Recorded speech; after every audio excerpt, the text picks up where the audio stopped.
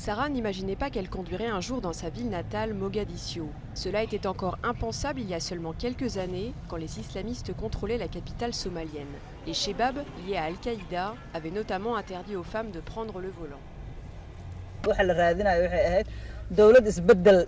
que nous attendions, c'est que le gouvernement change les choses. Nous avons vu ce changement, donc nous sommes revenus. Je suis ici depuis 6 mois. Je n'arrive toujours pas à croire que je conduis moi-même, que je me promène dans ma ville sans escorte armée, habillée comme ça.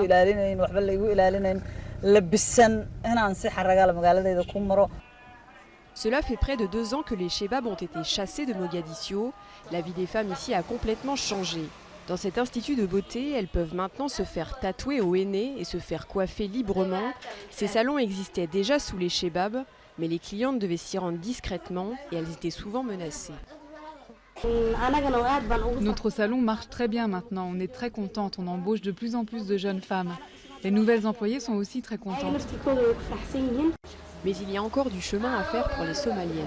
Une femme qui a récemment affirmé à un journaliste avoir été violée par des membres des forces de sécurité a été condamnée à de la prison avant d'être finalement relaxée.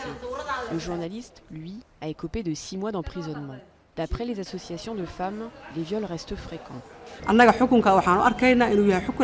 nous, le verdict contre la victime du viol est injuste. Il y a des millions de femmes dont les droits sont bafoués. Elles sont violées, tuées, soumises à des souffrances et ne peuvent pas parler. Elles sont condamnées au silence. La Somalie est ravagée depuis plus de 20 ans par la guerre civile et livrée à des groupes armés.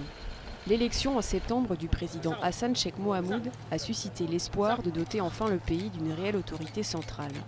Il a récemment assuré que sa priorité était la sécurité pour tous les citoyens.